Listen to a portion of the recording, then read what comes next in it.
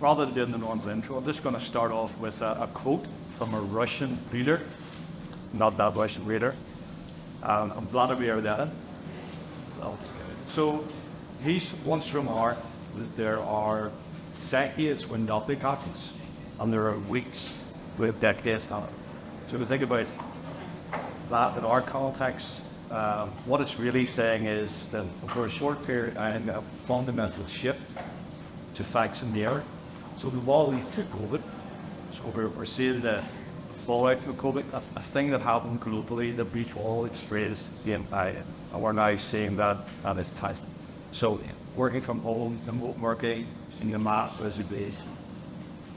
We've also seen geopolitical changes, so Ukraine, Israel, and the things that are happening now. We've seen what is relevant to the people in the room, artificial intelligence. Where was that really a year and a half ago? You know, it's just been discussed, and now it's up and center. Every conversation we're having, we're talking about AI. If you think about the MSPs in the room, we're all from technology background. We're used to change, so we live in an industry that's changes all the time. And what we've done, or what we do, is we train the sales they work, development cars. Train our installation engineers how to install new cars. We train our support people on how to fix and maintain those big products. And that's normal enough. What I guess we haven't done is train outside of that. So the world has changed. The way we sell, the way we market, the way we try to grow our businesses is fundamentally changed. I'm just going to give you one example around AI. So we would talk to lots of people about AI lots of times. What they'll say is lots of opportunity, but also lots of risk. First, this they'll always say is AI is only maximum. The next one is AI is going to take over the world. The third one is small tier. It's going to affect this politics, it's going to affect big news, it's going to affect security, cyber, like what. So I'm not equipped to talk about those. The first one, AI is going to take 5 Excuse me. The truth is, AI doesn't even take the job. If the person decides it, we understand AI. We've worked in a business that understands AI, can utilize AI for competitive and business advantage. They're the folks that are going to take your job. So what is that talking about? It's talking about training and development. So today is the launch of Renaissance Cyber Academy, and that's Michael, the first bit of my guys Claudia, putting this together. It's actually putting a program of training together, just great. So all we're asking is give a little bit of your time, and it's going to focus on business development. It's going to show sales, it's going to think resolve, it's going to enable MSDs to navigate the challenge that we see we're facing every day, hopefully day. So I've got some mistakes for you today. Great. So we've got Daisy Klein from CompDate. So Tracy is the chair of the Earth Right with Hudville. So it's going to give some insights on the recent study that they've done around MSP. So what happened over the MSP is closer to like those out factors to what's happening with We've got Gary Melvin from Nostr. Gary's security compliance director, lead. He's going to talk about the cyber piece and that MSP journey, some of the challenges they experience, and with that missing. Finished off with John then, and John is founder of My Success Coach. And what John's going to do is give us some insights into top of funnel and growth strategies, sales growth strategies. So, welcome today. I also want to praise the guy. I'd like to thank you for doing this. Every time to the end, just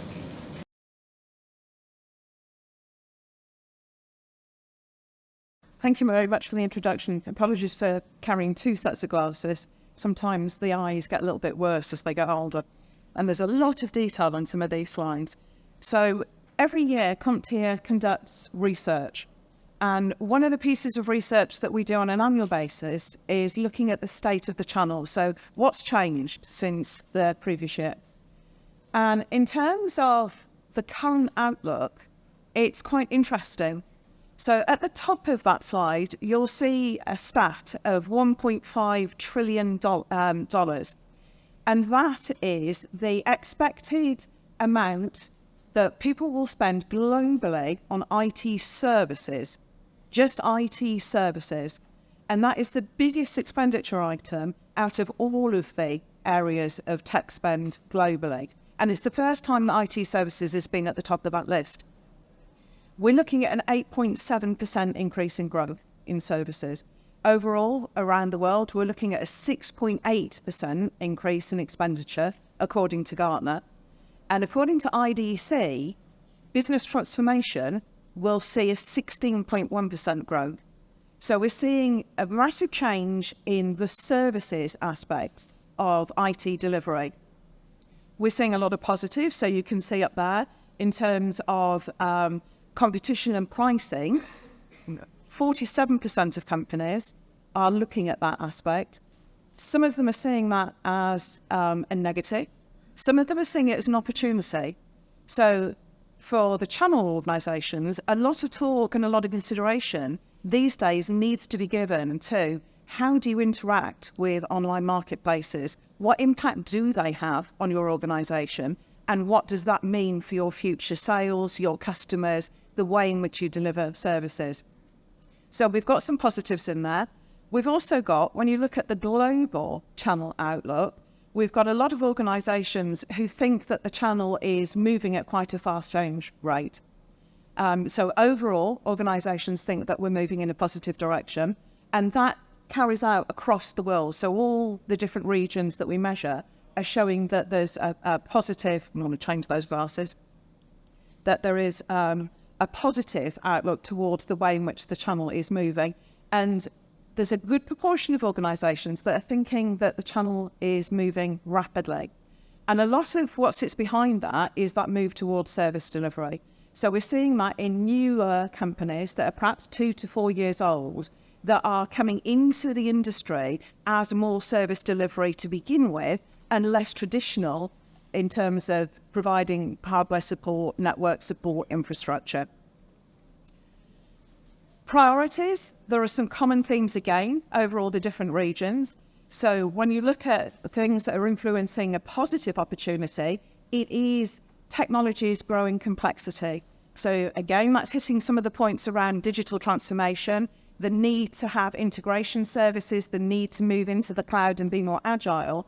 And mixed with that is a general consensus that the availability of generative AI is going to cause a positive impact on the world in general. Now, it's interesting when you look at AI, and we've already heard a little bit about AI.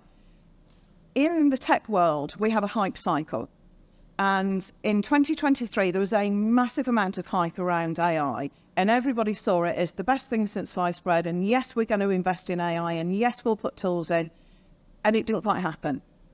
And often we see that with new emerging technologies. We saw it with the cloud 10 odd years ago, where everybody said, the cloud is the way forward. We need to put everything into the cloud. So companies put all their services, their applications in the cloud, and then about a year away, came out of it because it was very expensive. It was a little bit immature.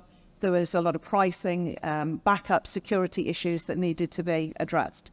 And I think we'll see probably something similar with AI. So we'll have some early adopters, as we always do, and we'll see there is a lot of talk, particularly from some of our global vendors, around what they've done with AI to enhance their products and therefore productivity for end users.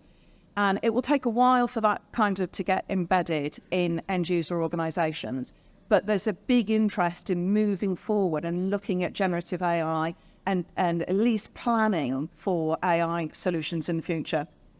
When you look at the negative aspects, then again, there are some common options in there. One of those is things like the global economy. We hadn't quite gone into the recession that we were told we might go into, but the economy is not great. So, there could be room for improvement there, but I think it's made people a little bit edgy. And when we are still quite close to COVID, people are still a little bit uncomfortable with, well, what can we do? What will happen in the future with the world? And some of those things cause people to not spend money and to keep their investments as they are. So inflation, interest rates, all those kinds of things are seen as potential negatives to movement forward. The other big one is competition from online marketplaces and competition from other kind of non-traditional organisations. So if you took, for example, accountants have a very close business advisor relationship with their clients, and they will often recommend the accounting solutions that end user has. But they're not necessarily tech people, so they don't necessarily consider security, backups, licensing, all of the things that we in the tech industry and the channel would consider naturally as part of helping an end user make a selection about what's the best solution for them. So we have a choice. We can either work against them or we can choose to work with those organisations, but it's a strategic choice. Do you want to work with those third-party companies that are coming into our world? Do you want to work with end users who are buying largely from marketplaces? And I think for distribution, particularly, that's going to represent some interesting challenges for them going forward. And the view of how companies describe themselves is starting to change as well. So you can see from that stat there, 47% of the organisations that we surveyed said or described themselves as a seller of tech services, but 30% say they are a seller of business solutions that include technology. And I think that reflects the switch away from companies coming into the industry selling hardware, support services, infrastructure, managed services, to companies that are pure consulting who are coming into the industry that don't necessarily sell any licenses at all, but they're offering consulting, implementation, support services around software that somebody else has sold in. That, for traditional MSPs, is something to consider in terms of, again, how do you want to work with those sorts of companies? Are they a threat to you, or are they an opportunity for you to expand your reach and expand the expertise that you offer overall as an organisation out to your clients? Looking at the state of the channel, the vast majority of companies this year, as in previous years, say that it's relevant, it's holding steady, or it's changing rapidly. So it's, there's a positive move towards the fact that the channel still has relevance in today's world. But it's interesting when you look at channel because it is decreasing in terms of the volume of expenditure and the size of the channel compared to the overall expenditure in the world. And typically, when you look at how much of global expenditure on tech services and products is a proportion given to channel, it's traditionally been done on a 75% basis. But when we did the research this year, we asked people to rate where they thought that was, and that's dropped. So what we're seeing is that companies, when they rate how important or relevant the channel is today, it's got 57% relevance rather than the 75% that was a general attribution in previous years.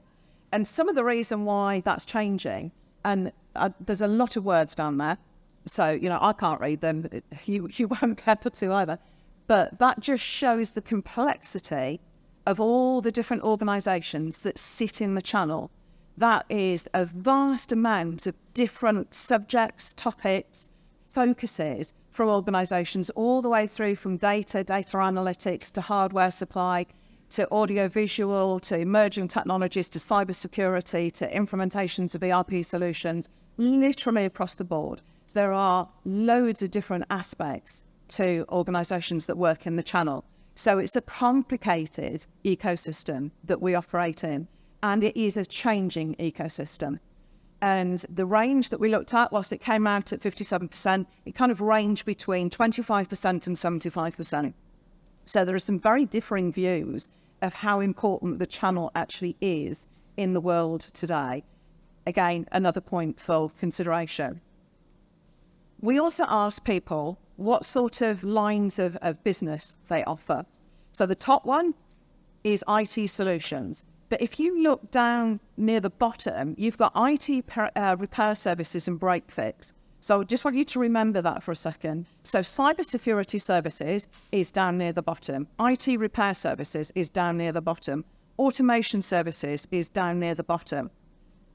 When you look at revenue growth that's expected over the next 2 years, if you look at IT repair services, so the second up from the bottom, there is a huge amount of organisations who see either a significant or some increase in revenue from those areas. So, the whole world has gone to managed services. We've gone to an as a service for as much as we can possibly deliver in the channel.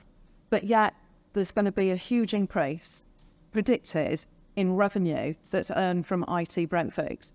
So why might that be? It's quite an interesting point to look at. And IT solutions has got a decent market share in there as well, and cybersecurity solutions and services.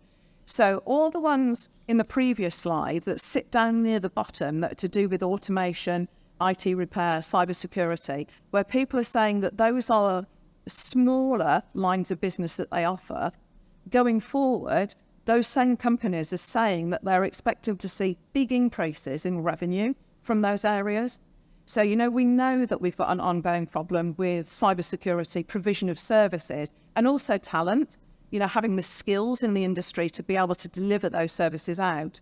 So if these forecasts really do come true, I think it'll be interesting next year to see where cybersecurity sits, where infrastructure and automated services sit, and digital transformation. So there's a lot of talk about move towards those areas. We will see next year whether that's actually translated in the space of 12 months into a reality.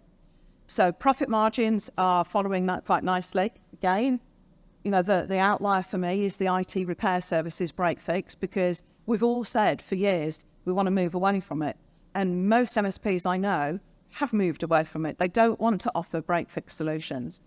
But the trouble with an economy where end users struggle perhaps from a cash point of view is there is a limit to how much they're prepared to give away of their operation, of their OPEX. So, their overheads are a fixed cost to them running their business.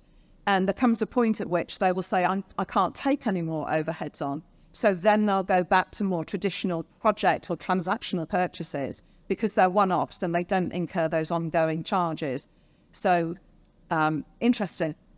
AI, we've spoken about it. So 53% of the respondents in the survey have plans to use AI, and a further 30 are considering including AI. It is still very early days. We're seeing it coming out in solutions that we can use today, and we're seeing it built into some of the solutions that are going to be available and work really well for us in the future. There are many different aspects that AI could help in. The customer experience is a well-known one. So chatbots, people are introducing more and more onto websites.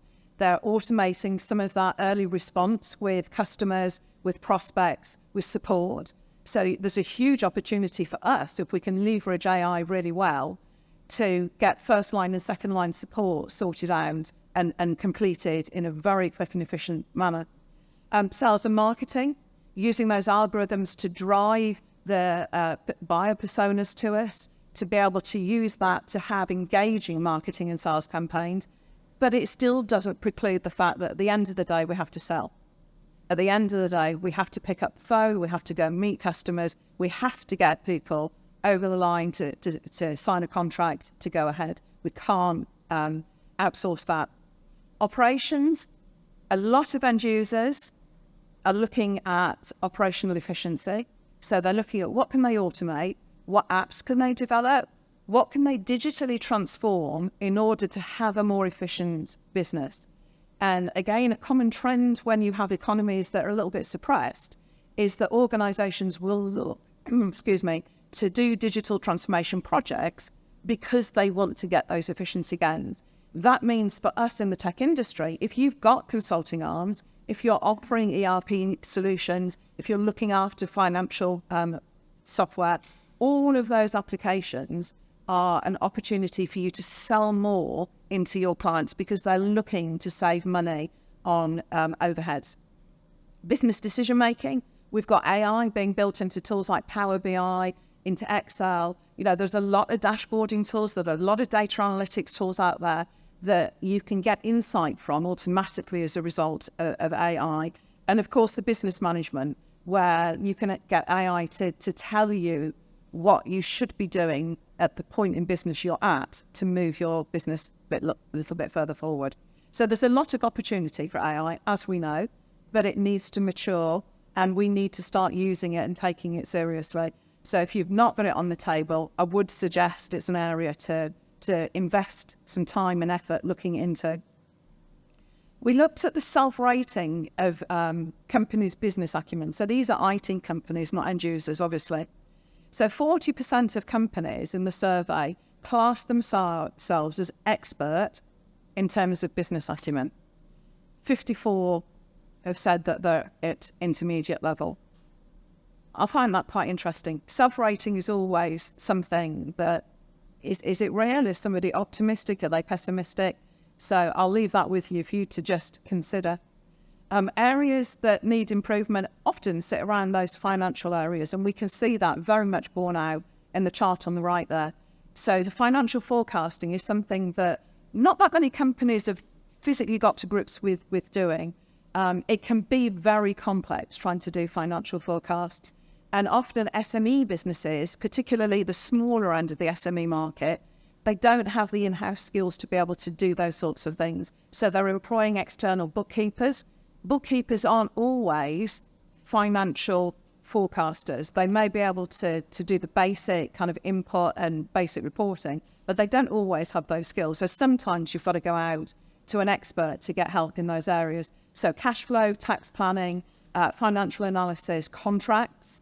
Contracts are something that are so important in today's world, especially because of cyber risk, especially because of compliance issues and increasing compliance that's coming from governments all around the world to make sure that as an industry we operate in a good and structured manner. Some of the operational improvement that's tied to risk and funding, when you look at the sources of funding for organisations, the top one is owner investment. And that's very typical in an SME environment, is that it's the business owner who invests the money rather than going out to a third party to go and secure funding. And whilst if you talk to a lot of experts, they'll say, don't do that, go outside. To a business owner, it's less risky investing their own money that they know where that's come from. It's not on a secured basis. It's safer for them to invest in that way.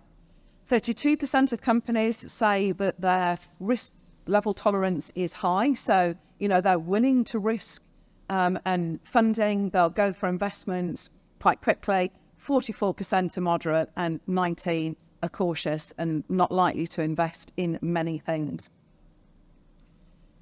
Just looking at the channel from a different perspective, vendor channel partnerships, we're seeing a decrease in the overall volume of partners that channel companies are dealing with.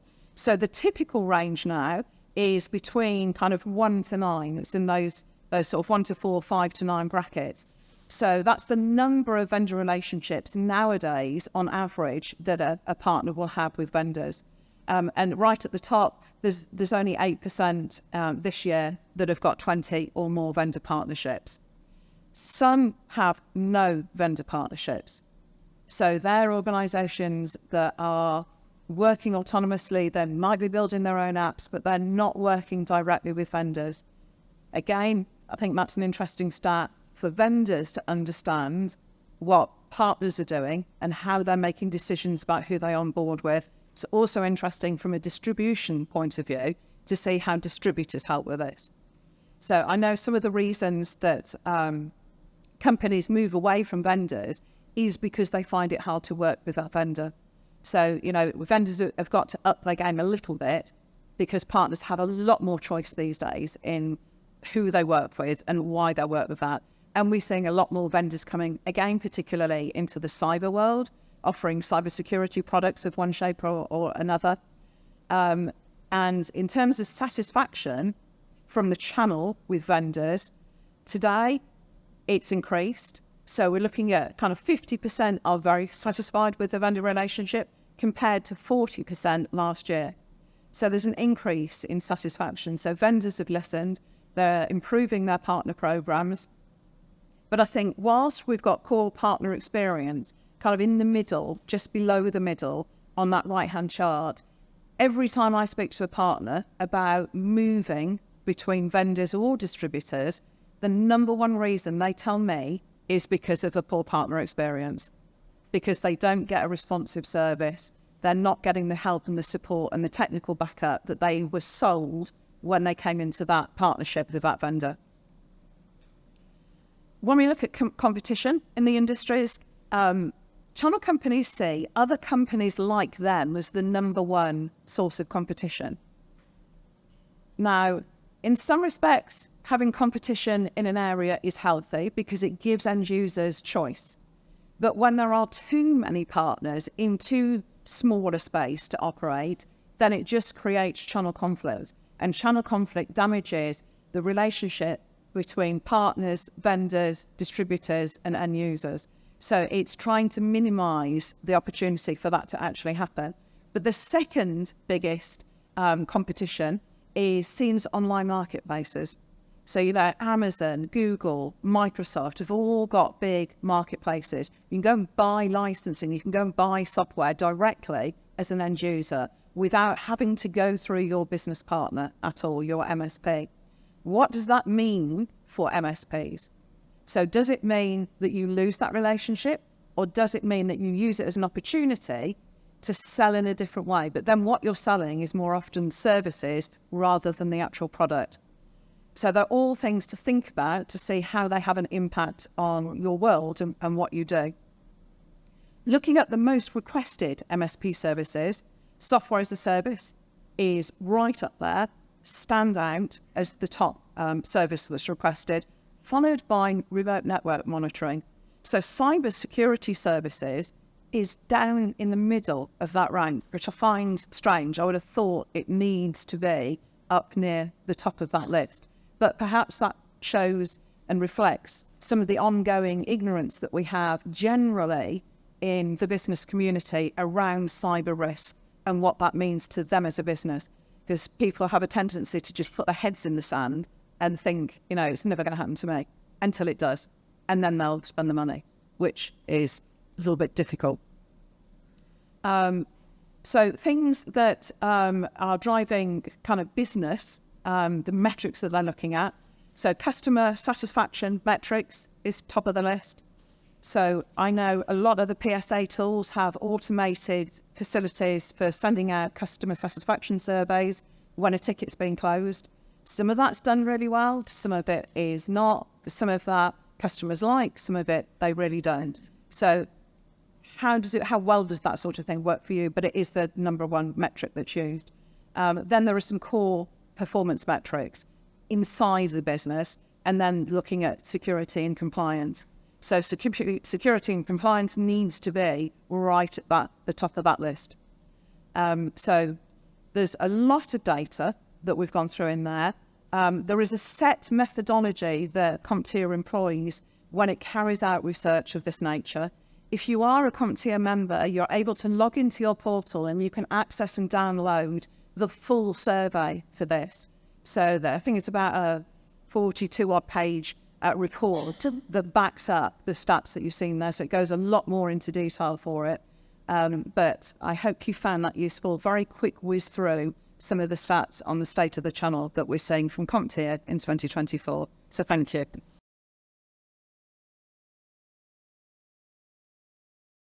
I'm Gary Melvin from Nostra. So we're a MSP based out of Dublin with offices in Galway and Cork. So over the last number of years, Nostra is growing probably fairly exponentially, and we're doing that by natural growth and also by acquisition as well. So I came in from Brandon Consulting in 2020, who was primarily a security player in the market. doing pen testing and doing a full range of security services. And then from a Nostra point of view, the Nostra strategy is to be an all-encompassing IT partner for our customers. So we have done acquisitions around audio-visual, around print management, around location-based or geography-based acquisitions as well. So our strategy is to cover the whole of Ireland, not to be too far away from our customer and not to be too far away from our customer locations, but offer a full service IT service, and that includes cybersecurity as well. The way the cybersecurity landscape has changed, and we kind of covered this a little bit today during the different sessions, but the rate of change has been constant over the last 20 years. So if we take it, and COVID probably has been the biggest change accelerator to all of that. So if we go back 20 years ago when I started my IT journey, I started in branding consulting in 2000. Everything was on-premise, it was a server, it was desktops, there was very little mobile devices. Over the years, we've changed, we've moved towards cloud, we've users working from multiple devices. COVID has been a huge transformation, so now we've people in the office and out of the office, and the whole cybersecurity piece has changed quite a bit. So we're trying to secure data moving to the cloud, users working from home, and as organizations, we want to make sure the user can work the way the user wants to work. There is a drive to get more people into the office just from a mental health piece and also for a team building piece. So we do try, from a Nostra point of view, we do ask our employees to be in the office a couple of days a week, but there's also people fully remote. And then from a cyber point of view, we have to try and secure those devices, those users, no matter where they're working. And there's a mix of people working from our customers coming back into a central organization. We've now, in the last year, have some customers who have no office at all. So we have pure play remote working customers as well. 2024 is a huge change. What we see going on from a global warfare point of view in terms of Russia and Ukraine, Israel, Iran, and all the big players, everything in terms, that'll have a huge impact in terms of cyber. So a lot of the malware that's developed, a lot of the security tools are being developed by the global governments, and they come back out into the cybersecurity and the cyber side after a couple of years. So there's quite a lot of change there. There is no perimeter for businesses, and the impact from ransomware or from some of the attacks in terms of not only ransoming machines, but also data leakage and holding people's data for ransom. AI is going to have a big part to play over the next couple of years. And same as David said at the start, it's cyber criminals will utilize AI. We're not seeing that at the moment. We're seeing some AI utilized attacks, but not AI-based attacks. So cyber criminals will use AI to generate code, but we're not seeing in the market a huge amount of direct AI attacks. But that will evolve, and AI will be used to gather people's data and do different stuff. So the world is changing. Cybersecurity landscape is definitely changing. And from an MSP and a managed service provider, we have to change with that. And so we are looking to change. What does a traditional MSP do? So our traditional MSP across the world was there to manage end users' desktops. It was to manage servers, manage their infrastructure, and then that was pretty much it. So a managed service provider, and from Tracy's presentation, they are just to manage the day-to-day aspects of IT. So if something's broke, we'll fix it. They were not there to actually manage all the security pieces. So we've seen an evolution from a managed service provider. Now you'll see the term MSSP. So it's a managed services security provider. So some managed services organizations are transforming to provide cybersecurity. And that is a different product offering. It's a different service. And I think there is some ignorance in the market too, because a lot of people think, I have an MSP, they're going to do all our security stuff for us, but that's not the case. There's a whole extra layer of security that needs to be done. And this is a list from a traditional MSP: servers, voice, data, print, firewalls, backup and recovery, monitoring, And then we have to add the security and compliance tools in on top of that. So there's a whole wraparound security service and pretty much everything that's done. And we see as a MSSP or security player, we do a lot of vulnerability scanning, and pretty much everything that's in or on a network needs to be kept up to date all the time. So there's a whole piece around cyber that needs to be wrapped around all the managed services provider stuff. And that's something that is still fairly new in the market. What we do from a security perspective. So all talked about DORA earlier on. Everything in terms of what's coming out is based on standard frameworks that are already out in the market. So we don't tell our customers, it's not the opinion according to Gary or Nostra. We use standard frameworks that are out there. So we use the NIST framework.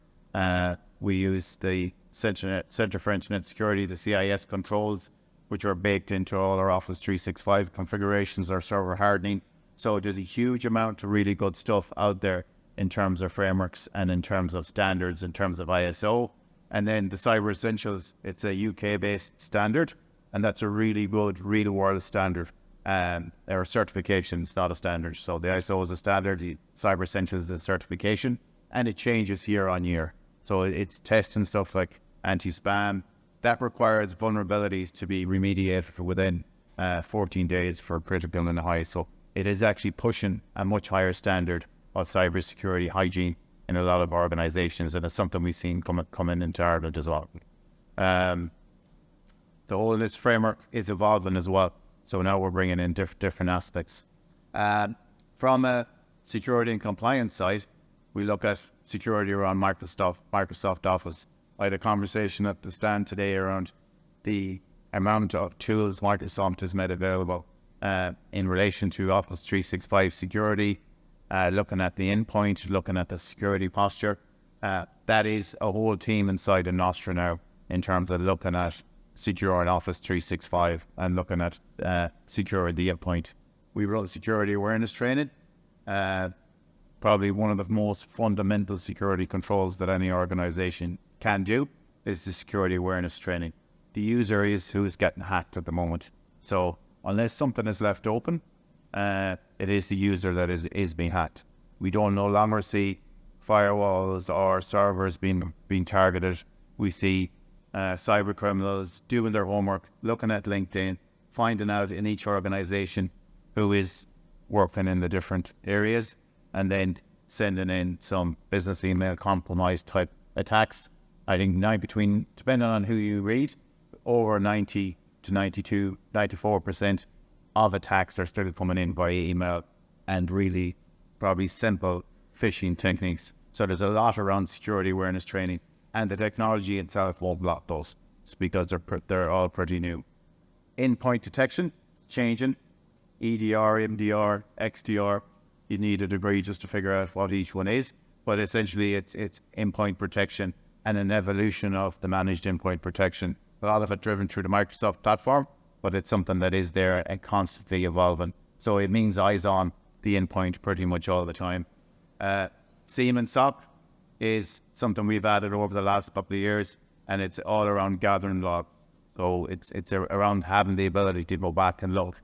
Penetration testing, we have a team of pen testers, and that's something that not all our customers do, but any of our financially regulated customers or our bigger customers always want to do pen testing. And a lot of our time is spent from a security perspective on vulnerability scanning. So that's probably one of the biggest tools that we use constantly with our customers. So the whole security piece wraps around from an MSP, and there is a lot in it. So, and in order to keep our customers up to date and keep them secure, there is quite a bit of work in it, and it's constant. One of the challenge every MSP has is building the team. And so over the last while in Nostra, we have a dedicated security team. We were lucky because a lot of the acquisitions we do, there's different people that want to move into security, or they had one or two security people already. And for what we do from a managed services provider point of view, all our engineers, or a lot of them, do want to move into security. So what we're doing is we're taking people that have years of background working in networks, working on firewalls, and actually upskilling them through some of the certifications that's through CompTIA. And there is lots of certifications available. So, and one of the big things, we have new graduates coming in who are actually really good, but they don't have the experience. So then we have to take people that has a lot of experience in the industry for the last 10, 15 years and overlay the certifications for cyber. So cyber security analysts, cyber security specialists are hard got. So, and a lot of them are relatively new certifications that are actually out there in the market as well. So it's only in the last 5 or 6 years probably that we have pure dedicated cyber security degrees. So we have new, really good guys coming in from college, but we have to overlay the experience with them. And we're taking other people inside in our organization. And that's the good thing about being an MSP. We have 300 odd staff. There's a lot of them looking to get into cybersecurity, and a lot of them have 10 to 15 years managing servers, managing networks. So really good cross skills that can be built on in terms of security plus the cybersecurity analyst stuff. A lot of the CompTIA training drops in on top of it to bring them up to a level. And then we have other industry certifications like CEH and CISSP. There is good thing about cyber. There is a lot of education paths there for that. That's pretty much everything from me. We'll have some questions later on. I think, John, I'm going to hand over to you for the next session.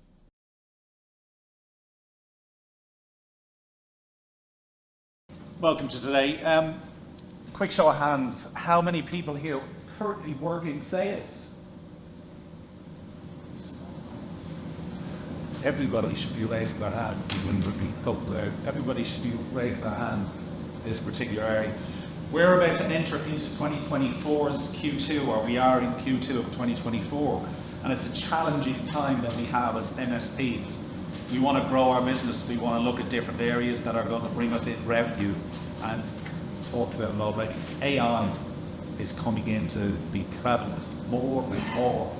We want to look at the ideas that AI is going to give us in order to develop our business as an MSP.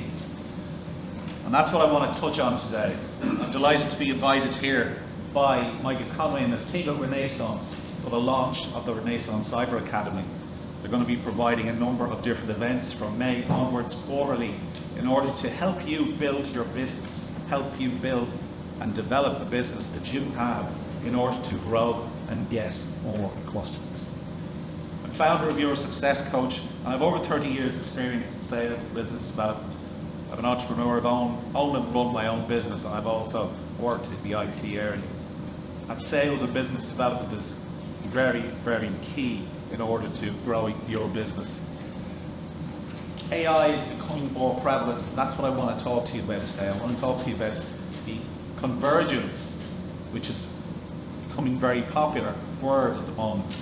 Convergence of the things that we need to do in order to bring the human element as well as the technology element back into sales to help you grow your business. Now, I was familiar with these two books. The Compass Directory, showing my age here, and by the laugh, some people are showing their age as well. The Compass Directory and the Golden Pages and the telephone. When I started in sales, they were the tools that I had in order to grow my business and the companies that I worked for, like Dell and HP. They're the tools we had, but they've developed now. The internet has brought us things like Lusha. Who uses tools like Sales Navigator, Lusha, Zoom Info? Familiar with them? Using them for data enrichment, getting the contact names that you need in order to make those phone calls, send those emails, send those connection requests, and get more leads into your pipeline. So things have moved forward. I know Paul Dwyer touched on it as well. He went back as far as I think 1995, and we'll be bringing it back a little bit further than that. We had Goldmine and Act, more laughs there, yeah. That's about the CRM systems that were available all the way back then, where there was only 2, maybe 3. Now we've got, and there's one I've left out actually, it should be not on the list, Salesforce. But Zoho, Pipedrive, HubSpot, Membrane, all of those tools that we have in order to grow our business are there to put the data into. That's what we do. We put the data into it. AI is bringing us a lot of tools as well we can use in conjunction with the CRM systems that we have. So it can give us, Tracy talked about predictive analysis. It can look at exactly what we've been doing with the data, what we're doing with our customers, give us predictive analysis. It can give us market segmentation. So we can look at, okay, who are the primary customers that we should be on? What are they doing? What should we be talking to them about?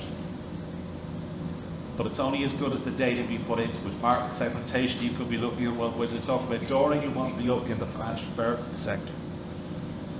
And one of the things that I love about AI and the services that we talk about within CRM systems is automation. Now, automation is good. We can send out our cadences of emails. We can send out all of the LinkedIn requests. And we try to personalize as much as possible. They can all be automated. I think that's okay. But we're missing something. Missing the human element. The human element. One of the other products that we can look at is, what do we listen to? We listen for different triggers that may say this company may be looking at the moment. So there's a huge amount of tools out there that we can use in order to grow our MSP business. And what we want to do is we want to bring that human element back into it, because the human element you don't get from AI. You don't get from all the automation I just put into it. You don't get the body language. You don't get the we could say intimacy. We don't get the words, the phrases, the tonality. We can put it out there, and then we may get further emails back in. What we want to do is we want to bring the human element and converge that, bring that together with the technology, so that we're communicating with our clients. 1992, there was a movie called Gary Glen Ross. And the one thing that catch another handbook there, one thing that came out of that was Alec Baldwin stood in front of his audience and he wrote, 80s can always be closing. 2024, it's about engagement. It's not just about continuously pushing for products and services or to get to know. We want to be engaged with our clients. We want to be in conversation with our clients, with our prospects. Always be engaging. Chet Holmes, if anyone has ever seen the buying pyramid, it's broken up into this. 3% of your customers within the market segment are buying right now. The question is, are you talking to them, or are they talking to you? 3% of the market are buying right now. 6 to 7% are open to the conversation. If you rang them today, or if you emailed them today, it might really matter. Yeah, you know what, I'd be interested in talking to you about that. 30% are not thinking about it, but are interested. So they know they have it on their agenda. They just haven't got that agenda that they need to. So there's a marketplace there that we can be talking to. 37%. Now that's the statistics that is said should be going on for 37% of on. 3% are talking to, so that's fine. So we're sure that tremendous. The high achievers are those companies that want to go higher, want to achieve more, get more business. There's an additional 30% there they should be going after. They don't think they're interested. High achieving organizations, high achieving salespeople will be having the conversations and not manipulating it into thinking that they're interested.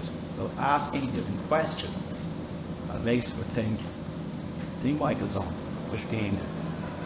So there's a 67% of the marketplace. Most people only talk about the 37%. There's an additional 30%. If you up your game in the way that you communicate with your clients, you will pique their interest by opening the conversation. As Anthony Ianninario said, opening is the new closing. Open the conversation correctly with a number of different things, not just we have lots of customers that do the same thing as you, and therefore you should be doing business with us. But you should be talking to a number of different stakeholders within an organization. It's not just the IT department. We're at the Cyber Expo here today, everything is about cyber resilience, cyber security. It's not just an IT problem. Cybersecurity is a business problem. So when we're talking to organizations, we want to be talking top down, the CEO downwards, from the bottom up and from the middle out. There should be no word there can say what you're dealing with at the same time, so that you are talking about them to their business problems, so that the organization as a whole understands what you're coming in with. So that means dealing with phone, social media, email, voicemail. As a professional sales organization, your marketing team will be going out to the market with a lot of information, and hopefully generating those calls that you will be getting. That's the 3% that will be coming to you. As a sales organization, you want to be going out to the marketplace as well, by phone, by social media, by email, by LinkedIn. Automate some of it, take control of it, have those conversations. Because people buy from people. They say buy from people that they know, they like, and they trust. And that's okay. They have to get to know those people, in order to know them first, in order to like, and then to trust them. And that's the same for organizations. So it's about communication. There's 3 things I'll give you that I'd like you to be taken away today when you are communicating with your clients. Lead with insight. It's all well and good saying we have great products, we do great stuff, we have great customers.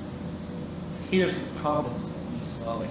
Are you experiencing any of these problems? Because we're familiar with them.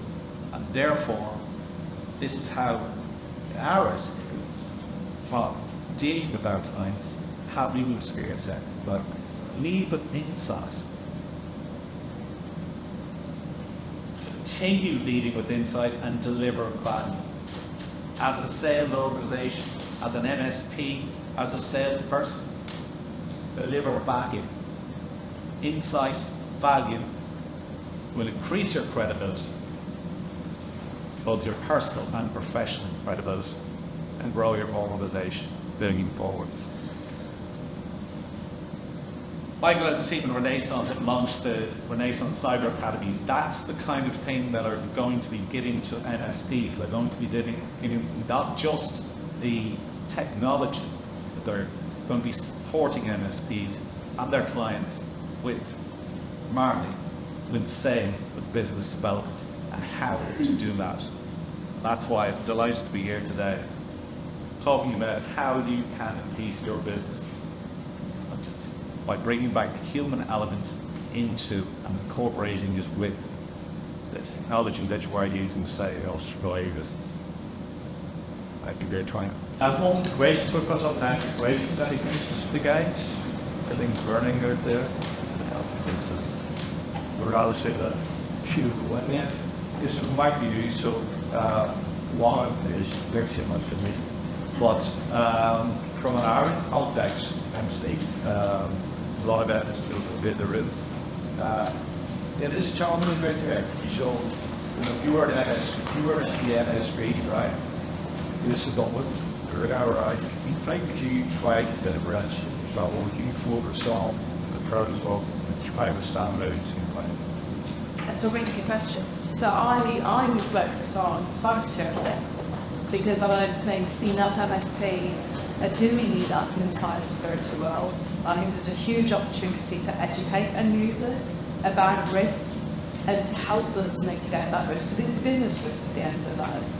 And so, we should be having a technology conversation, but we should be having a business continuity conversation with end users around cybersecurity. So it would be cybersecurity, and it would be sort of consulting. It's quite, I've been in the IT industry with 40 years this November. So when I started back in 1984, it was just at the dawn beyond NBC, something outbound this. The internet wasn't there, didn't have mobile phones, it was very, very different. And I worked for an oil and gas distributor in the late 1980s, and we did everything. So we had a team of hardware engineers who looked after and maintained hardware. We put networks, we did Unix systems, we did PCs, we did all the support for that. We did consulting work, so I was pre-sales, consulting, training, and post-sales. So we literally did the whole thing, and I don't get why MSPs don't do that now. So, we've seen from the stats from up here, there's a big swing towards consulting organisations. The MSPs, whilst they say that they're moving towards being more business oriented, they're not. I run a consulting firm, so, and we are not an MSP. But I would work with MSPs, but they don't get the value in the training bit, they don't get value in the consultant mix. That's where all the money is on the table, because that's where businesses genuinely need that help. And that will come with AI, these ERP tools, CRM tools, then the full scope of what a business does. So that's where I would go. Good. Go on, Could I ask a follow-up question? Go, yeah. That's Why great. do you think it is that MSPs are blind to that consulting opportunity? That's a really good question. I think as time's gone on, the technology's got really complicated, so you can't fail things to all people as one person. And I think a lot of MSPs have been set up by people who are technically very better. So that's been their career. They then set a company up to do that. That's what they know, love, are very good at doing. But they've not had the history in consulting, they've not had the background in it to necessarily understand how to provide value to them. So the culture of an MSP often is more networking infrastructure support, very technically biased, and less business biased. And there was a period of time where we really needed that, because we needed people to support networks, to put infrastructure in. It was a very complex environment. We've got a lot of tools around us now. When I set up help desk in the early 1990s, we had no BSA tools, no RIM tools at all. You either got up and spoke to an end customer and you sorted it out on the phone, or you got in the car and you drove to them and you fixed it on site. So, it's a very different landscape now to it was previously. And I think it's a slow move from kind of those status quo traditional MSPs into the more hybrid or home-based environment. But I think it's my mindset, and the traditional background of those guys. I think if one takes the approach that my customer's success is my success, that can change your mindset to Yes. what you are now responsible for. Yeah. If you're responsible for your customer, or at least partly responsible for your customer's success, Yeah, then you can take on, I think you can take on more and you can hire the right people. I agree. And it's how you look at your role with your customers, isn't it? And I think a lot of MSPs, you look at the role with the customers, keeping the lights on at a transactional infrastructure level. But as they've raised that, we're looking to get that seat on the board with current users to our clients for years and years and years. Consulting is the way people get a seat on the board. They will get heard because you're talking about business issues and how you're going to approach and handle those business issues. You're not talking about what hardware you're putting in, what the cybersecurity product is that you're putting in. You're talking about how you're protecting that business from attack. You're talking about how you're optimising that business's performance to make them successful, and as a result it will help the MSP to be successful. I think that's the biggest thing. It's probably overly focused on product and technology rather than having the higher level conversation about risk and about the planning from the top down. I think it's very product based and very solution based rather than having a top level holistic board senior management conversation. Invest in the time in ICT policies and strategic decisions and driving that down. So at the moment there is a lot of very product focused conversations on solutions rather than having a strategy and a top down driven strategy. And that bit needs to change in order to make it better. You think big on that as well, though, is the business hacking you was touched on. So this is hacking that's even in the sales force of the organization. Conversations with us, you follow the top down, bottom up. We'll talk about having conversations with the CEO from that, what the policy could be some financial director or something that, and having the business hacking to be able to have those conversations. Plus, their CEOs, the idea what they should be on file. There's the education because they're core the customer face, sales face. Perfect. Anything else? Any other questions? I just want to pick up on one thing. It just kind of resonated with me. I used to learn all that kid back in the day, and I think it's come so good. I like it. What is the break fix? Just the break fix jumped out. Is that a red herring? What was? I didn't really get the break fix thing. You saying that that's an opportunity for people, or the market's moving back into? I didn't quite understand that. No, it was. I brought it out because it was quite a surprise to me. Because for years in the industry, in China, we've always said we want to move to an as-a-service delivery, and we want to move to subscription-based billing because of all the benefits you get from that passive income revenue streams coming through. But I think that there is a limit to what end users will take in terms of an increase of that overhead costs. So, if you're looking at a suppressed economy, it's not great, we're not in recession, but it's not brilliant. So people are looking at where can they cut expenses, how can they lower their overhead base, and one of the ways will be to keep down those subscription-based costs. That's in pay go as opposed to contracted maintenance contract. Exactly. So that's kind of, I think, where that's coming from. Sure. And therefore, what that's meaning is that there are some niche airspins who never wanted to move into the as-a-service world. And they serve a certain type of customer who equally doesn't want a support contract. It's a niche growth opportunity, I guess, for someone. Absolutely. That's it. Yes, and I think you'll see a hybrid approach. So I think you'll see more end client that saying, right, I want this delivered as a project. It's a CapEx project. Don't want you to charge me on a monthly basis for it. I want you to do it for a while. So I think we'll see more of that, because it will help ease some of the potential problems that clients have. Well, you're silly. Sorry, a business now that you focus on a single area of IT or be a niche business, or do you think you'd go for a general IT company? I think it depends. Again, great question. I think it depends on what your growth aspirations are. I think if you want to really expand and grow, then I would go all out. I would cover all areas. I would have divisions for everything that you do. If you've got a very strong specialism in a specific area, then I would go the other way, and I would exploit the heck out of that, because it's a niche market and you can have opportunities to do so. So I think it's how you stand out as a business, how do you differentiate between what you do and what your perceived competition does. So sometimes that will be all out for growth, but sometimes that will be, we've got very strong specialists in the construction industry. So let's just focus on what we can do to deliver the best in this area for our industry. And it's very, that's say, steering towards companies that will appreciate further happen and will that will infrastructure will do, and the service, PCs, whatever, Yeah, so it's a general rule. Yeah. End users want to work with a company that will provide them with all the different products and services. It's a general rule. But there are subsets of companies who don't want to do that because they see that as risk. If they've got all their eggs in one basket, what happens if that one basket is this? So there are some companies who don't want to do that. And if you have got a niche product or a niche service, then people will value that highly.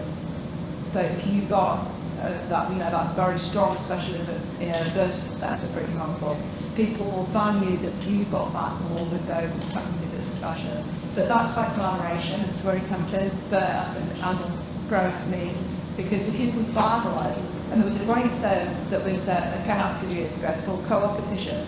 So you've got a competitive landscape between ISPs, but if there's something that you do that your competitor doesn't, but you need what they do, then there's an opportunity to collaborate there rather than being seen as competition that will never ever work together.